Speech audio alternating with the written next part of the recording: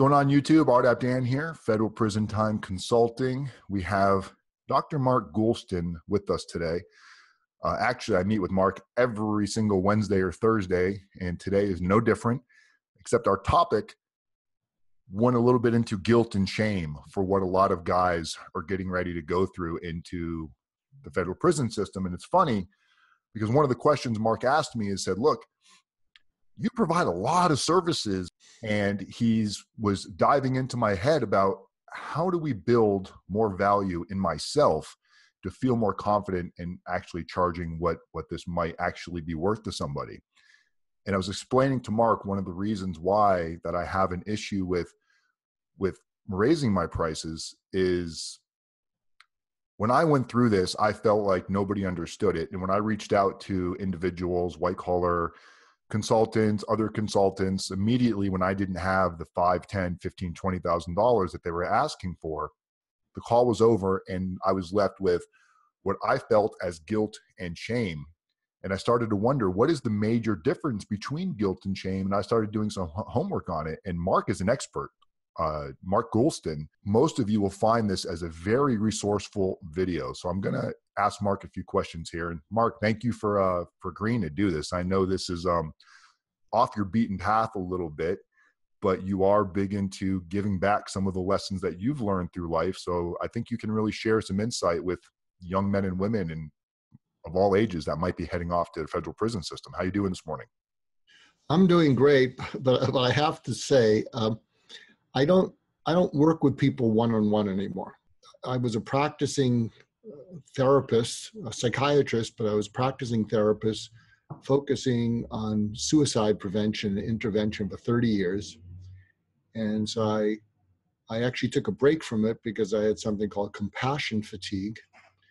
But my heart was always in, I got to help people, want to live again. In fact, when I asked some of my suicidal patients what happened, and some of them would say, the miracle was not that you stopped me from killing myself. You got me to the point where I'm glad to be alive.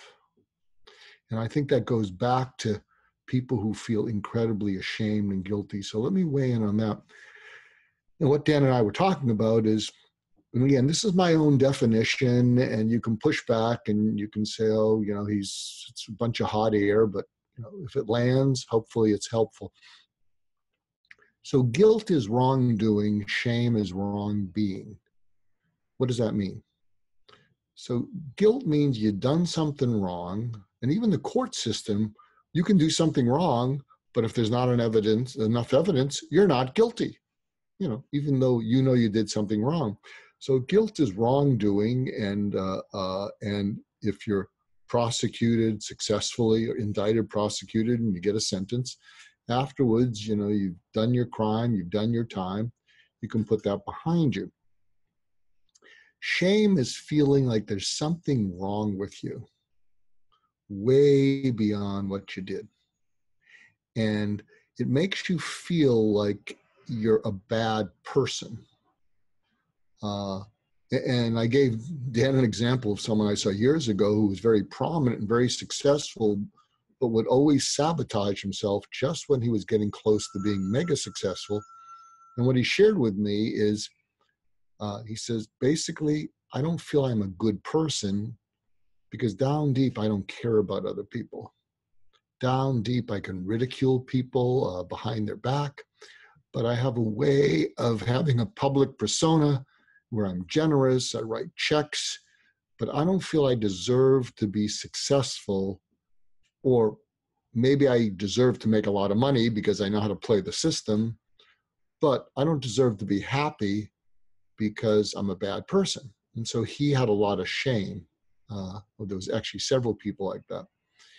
And so that's kind of what we're talking about. And Dan also mentioned that deep shame can kill you. It's interesting. I am a suicide specialist, and women kill themselves for different reasons than men. Women kill themselves to get out of the pain. Many men kill themselves to get out of the shame. And of course, the shame is painful, so there's a similarity there.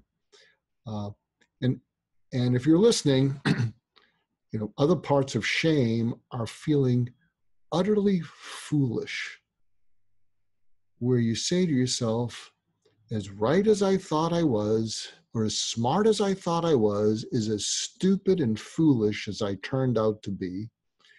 And the plummet from, I'm the master of the universe to I'm a fool.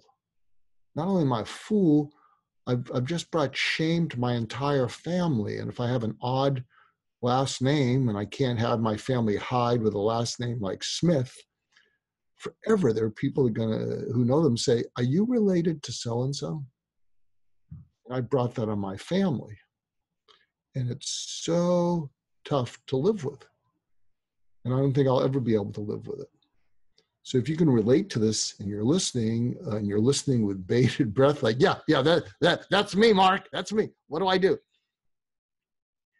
I think let's say shame basically breaks apart your whole psyche. And a lot of people who engage in white collar crime tend to be control freaks. Oh, I can control other people and I can take advantage of them, or I've got it handled. And what happens is when the jig's up, they start to plummet, and they start to plummet into, well, it looks like I'm not in control anymore. It looks like I'm out of control. It looks like I've lost control. And there's something I've come up with called the not in control triad. And what that's about is when you're a control freak, not in control feels like you're out of control, and it feels like you've lost control. And the next step is it feels like you're going to shatter. Now, this is irrational, and it's not like your brain is shattering, but it feels like I'm going to shatter and I'm never going to come back. And that's what shame can feel like. Deep shame is I'm about to shatter and I'll never come back, so I can't stand the pain of it. It's interesting. I'm about to start working with an organization called Heroes to Heroes. You can check it out, heroes2heroes.org.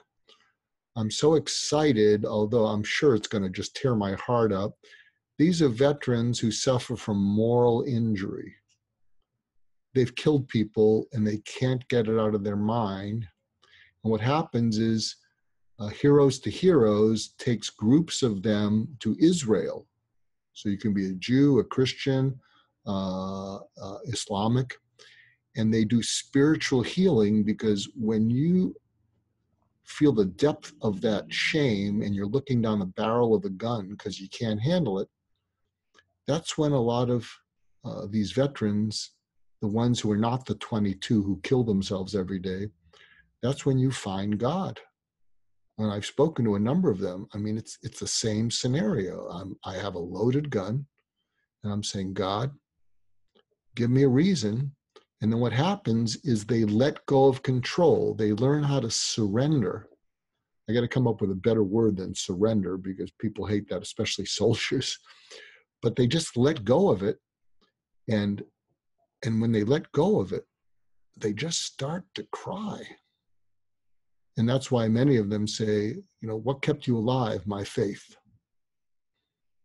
And a lot of times, sometimes that can be, my spouse loves me and knows everything about me. I don't know why they love me. My kids, yeah, they're a little disappointed, but they want me to live. What's that about? And so, but that's really a scary place. And too often people don't make it to the other side. And one of the reasons I meet with Dan every week is I can't think of a better person to help you go through that, to keep you company. If you're at a low point, And if you were to say, are you sure I'm going to get through this because I just feel ashamed, I can't even look in the mirror, I fully believe that Dan can say, I know you're going to make it through. If you're asking me how, I think we just need to keep talking. And it's interesting, when I used to work with suicidal people, highly suicidal people, what finally worked is I didn't give them advice or solutions because they made multiple attempts, and and giving them advice and solutions when they were that depressed and suicidal, they would sort of, like, I'm looking into the camera now and I'll try and do it. They would just sort of look at me like, yeah, I understand, doctor. Yeah, that's good advice. Yeah, I'm really on it. But I could see in their eyes they weren't going to follow through. And so what I learned to do is look into their eyes and say, I'm going to keep you company. I'm going to find you wherever you are, keep you company there, because you shouldn't be there alone, especially at 3 a.m. And you've been there too many times when you were really pissed off that at 6 a.m. you were still alive. You shouldn't be there alone. So I'm going to try and find you. Just keep you company there as long as it takes. And they would just start to cry. Well, why are you doing that? Well, because I see goodness in you that you can't imagine is there. And, what Dan knows is the reason I do that is because someone did that for me. And I'm spiritual, I'm not religious, but I've come to believe that person was an angel, sent into my life to save me.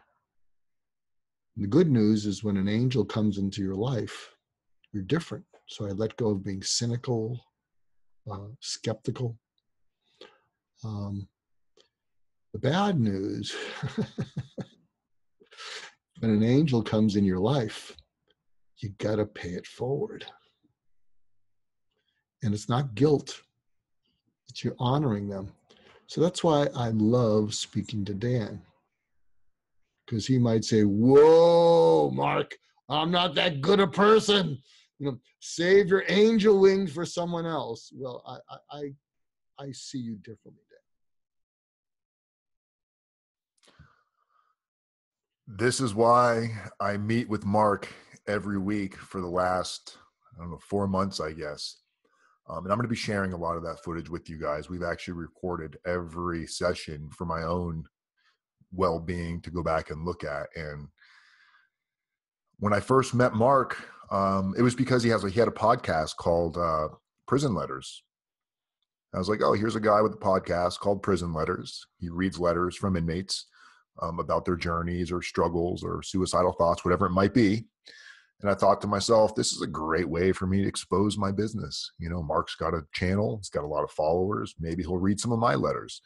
Well, he read one letter and then asked me if I would be willing to have a talk with him after that. He wanted to do another session with me or another meeting with me, not for the podcast, just to talk to me. I was like, yeah, sure. And completely took me for a spin because it was not where I thought it was going to go. I thought it was going to be talking about good job with everything that you've done and what an amazing concept. And that's what I thought. That was where my ego went. And that's not where it went. Mark made me very, very uncomfortable to the point where I realized that, well, I didn't realize, but I was like, what is this guy's angle? Why is he asking me these questions? Why is he asking me if I'm still a manipulator? And why is he saying, hey, you've still got a lot of hurt inside of you? And he started asking me things about my family and my children, stuff that I never brought up to him. And it was kind of creepy at first, almost to the point where I was so restrictive in trying to not share with him that I'm writing little notes on a piece of paper showing it to CJ going, I think this guy's a nut job. I think he's crazy. I think he's trying to find a way to expose me or exploit me and somehow use it for his own gang. And I went through this thought process for about 3 weeks, continued to meet with him, but my guard was, on high alert. Every hair on my neck was standing up. I was trying to think methodically of everything I was going to say as he was asking me questions. And it wasn't until the fourth or fifth time I met with him, I was at home. We did it from I did it from my home computer, and I thought to myself before the interview this morning, because CJ kept saying and Shelly kept saying, "Well, what do you think his angle is? What do you think his angle is?" And fuck, I could not come up with one shitty angle. I was like, "What is this guy going to gang from me?" He's Mark Goulston. If you Google his name, I mean, going back decades, he's got interview of him after interview with real influential people. So what is he going to gang from me? So I decided at that moment, I said, you know what? This has been my problem throughout life, is always trying to stay one step ahead and always trying to think I have all the answers. And he just said it again in this interview, saying, when you let go of control, and I hear that statement over and over with a lot of our clients that tell me they felt so relieved, even though it was the scariest moment in their life when the feds came knocking or they got that target letter, but at the same time, they felt relieved. They're no longer in control of the ultimate outcome. And as they realize that, there's what I see is this combination of fear, but at the same time, relief, because they're no longer pretending. It's out in the open now. So Mark has been giving me ways to share my story, but more importantly, hearing how he gives insight to things that I never looked at before. Like I didn't look at it as giving up control. Now I can share these thoughts with other people. As Mark stated, he doesn't do one-on-one sessions with people, but he does these type of sessions where he finds people that he meets in his life, and if he feels that it's something he needs to do, Mark engages with that person. And I've been very fortunate to have Mark and I cross paths. So Mark, somebody that's potentially dealing with guilt for what they may have done in their crime, but also has this overwhelming feeling of shame because now they do feel like they're not worthy. It does become this self-devouring thought. How does somebody work through, if they're not watching this channel, they don't have the ability to just sit here and listen to us talk for hours and hours and hours? What are some techniques or tools that you'd recommend somebody to go out and do to deal with the combination of those two things together?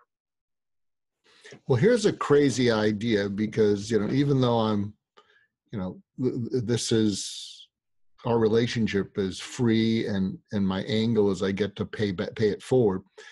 I'm just thinking of something we can do, and you can let me know if you're interested or if people listening are interested. We could do, I don't know if it's a webinar or something or other, but we can do something where you and I have a conversation, and you're going to be doing a podcast. So maybe we can do it where we make it so that there's a live aspect and people can call in, or we could do it streaming on Facebook, but that people, and we have to be able to protect them, they can share what's ever on their mind. And so they could feel less alone during it. And you and I can just feel their concerns. One of the things I would offer, and I could just picture this, is that I've come up with something called interventional empathy. Interventional empathy. And so I'm doing the trainer with people like suicide hotlines and counselors. But how do you intervene with people through empathy as opposed to checking the boxes and say, well, we can send you here, we can send you there, we can send you such and such, and not realizing that the suicidal person on the other end of the phone is thinking, it was a miracle that I got the energy to even call you. I don't follow through on anything, and you're now triaging me to 3 or other things. Now you don't yell at the person, you just say, yeah, that's a good idea, and then you go blow your brains up. So part of interventional empathy is called mediated catharsis. And that's where you not only give permission, you tell people to tell you something that they wouldn't normally say. And the reason they wouldn't normally say it is because if they said it on their own, they'd often get you defensive, or you try and sort of falsely reassure them. So here's what I'm picturing. I'm just thinking this alive, and we're just all creating it, you and me and anyone who's listening in. So picture a webinar where people can write in, and here's the mediated catharsis. What you and I would say to viewers and listeners is write down the following. I hate myself. I don't deserve any leniency. I don't deserve to get better because of what I did to my family. I sometimes think I just don't deserve to live. So could you type that in if you're listening in? And so what you're doing is you're giving them the words that they're feeling, but they normally wouldn't say. Why wouldn't they say that? Because if they said that to you, and if you're a helper, they make you anxious. And you'd rush in and say, well, I know, I understand that. It's going to be okay. Don't go off the deep end. And then what happens is they say to themselves, crap, I knew I shouldn't have brought it up because I scared them and they just told me something and I can't get it off my chest because I scare people when I bring it up. But interventional empathy and using mediated catharsis, you're telling them to tell you those things. So I want you to look at me, Dan, and I want you to say, Mark, I don't deserve you as a mentor. I mean, I really don't. I don't pay you. This goodness you see in me, I don't know if I can live up to it. I don't think I'm that good a person. And I'll go along with it because if you're foolish enough to give me your valuable time for free, hey, I'm a wheeler dealer, you're the idiot. But really down deep, I don't feel I deserve what you give me. Can you say any of that?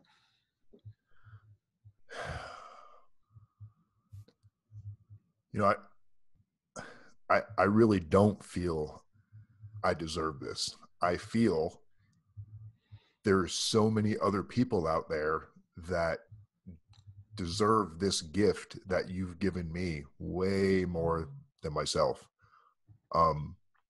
So much so that a lot of our recent sessions, I've tried not to burden you with maybe my own issues that I'm dealing with. I try to keep it more about how can we work on a podcast or what you've got me working on with Richie in a possible documentary, because I see that as beneficial to you. So I have a problem with accepting this help that you've made it very clear over and over and over again. You want absolutely nothing in return other than to see me share this gift that you're bestowing on me with other people, and the community as method type of a thought process. And even though I know that you're sincere and I know that you mean it, I've lived my entire life in my own struggle. I'm not going to say it's been more of a struggle or less of a struggle than what other people deal with, but there's been times for me personally where it felt like the struggle can't become any harder. Growing up in a very, very, very poor neighborhood, having parents that weren't around. My dad was in his 60s when I was born, so I didn't really have a family growing up with. And seeing this type of kindness and seeing what is it that Mark is seeing in me that makes him want to help me. Here's what I hear you not saying, and you know that I sort of do this thing, and so I'm going to be you, Dan.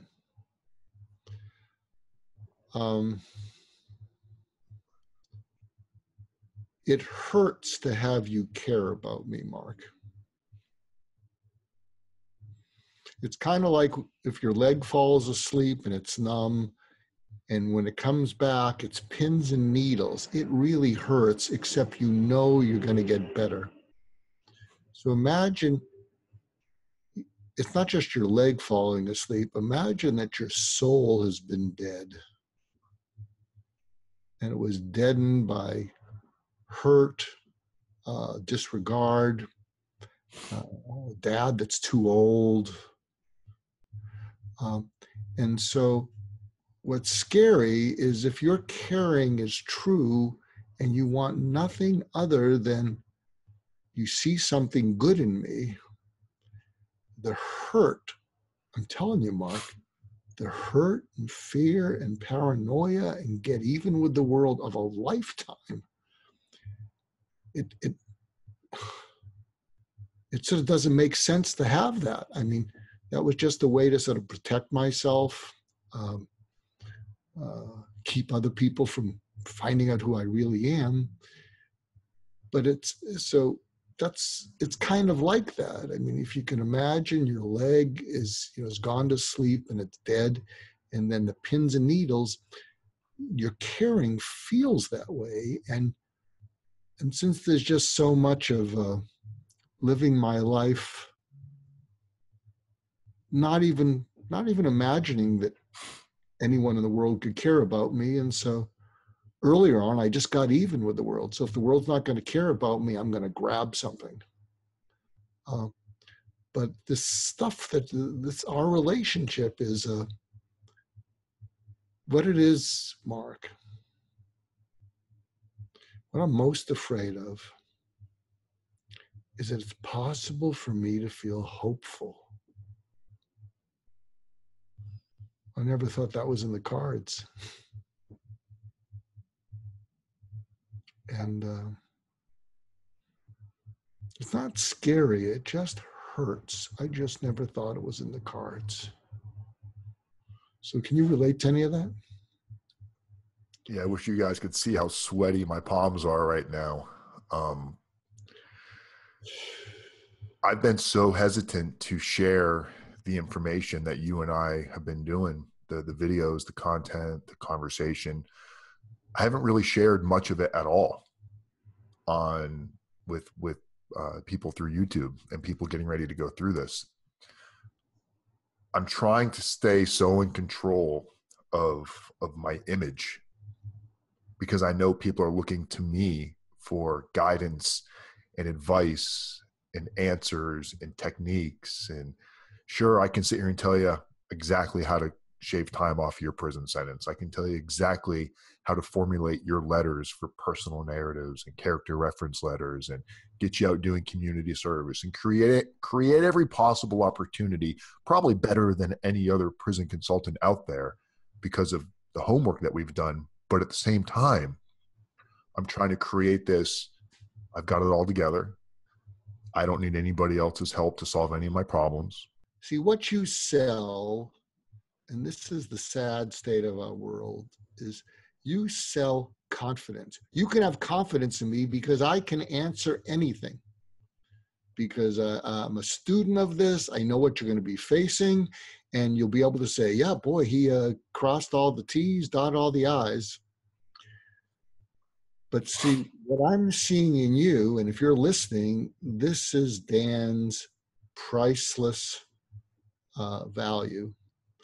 And I couldn't be prouder and happier because this is what I wanted to pass on to you. You can trust Dan to not hurt you. But what if I own up about all the shameful things I've done? You can trust Dan to not rub your face in it, to laugh at you, to mock you, in front of your face, behind your face. And that's a very special thing. And I'll tell you, I'm passing it on. I've been fortunate to have 7 mentors. They've all died. And I was blessed. And my last mentor was a fellow named Warren Bennis. If you look up Warren Bennis, Bennis, he's one of the top 5 people in the field of leadership. Some people will say he invented it. He's mentored Howard Schultz from Starbucks, David Gergen from CNN. If you go to a memorial service for him on Vimeo at USC, David Gergen from CNN gets choked up, gets emotional. You don't see David Gergen getting tearful. After his 80th birthday, this is a number of years ago, he said, Mark, they did a big tribute to me in Boston. You know, David Gergen was there, all these special people, and it was at a big hotel. And I really got embarrassed that they made a big deal out of me. And then we were at a lunch, and he leaned forward so he didn't want anyone to hear. And he goes like this. He said, I really liked it. And then I looked at him and I said, Warren, what you don't realize, and I realized it within 2 minutes of meeting you, is people can trust you not to hurt them. And a lot of people like Howard Schultz of Starbucks or David Gergen, they don't have many people that they can trust to not hurt them. And so you're not just respected, Warren, you are beloved for that. And he got a little embarrassed.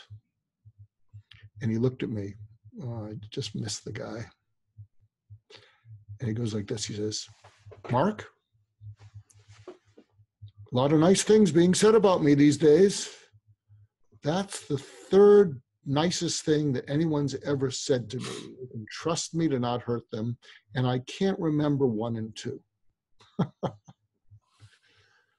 What I'm telling you, if you're listening to this, and that's the good I see in you, Dan. I hope you're getting this. I know it's a lot to live up to. Trust me, I don't think I deserve what all my mentors saw in me. It gives you a lot to live up to. But, you know, it's not a bad way to live. So thank you. I hope I wasn't too verbose. And this is why I talk with Mark every week, guys, because it's exhausting. You could probably see it on my face. It's only, what time is it? It's like 9 o'clock in the morning, 10 o'clock in the morning, and I'm ready to go back to bed right now. Every week, this is a draining session. And I'm here to tell you guys, if you're trying to better your situation and feel better, it's not an easy journey, but it is a journey that at some point you got to make a decision to go down. And if you think you can do it all by yourself and you have all the answers, you don't. I don't care who you are. Everybody needs somebody to be able to communicate with at this level. And if you're not struggling and you're not feeling pain, that means you're not putting in the effort if you feel comfortable with where you are right now. I think that's a wrap. That's a wrap, guys. I'm RDAP Dan, Federal Prison Time Consulting, with my awesome guest, Mark Goulston. Hope you guys tune in, share this video, like this video. Don't forget to subscribe to my channel. As always, guys, people helping people, communities method, one day at a time. I love every single one of you, and see you soon.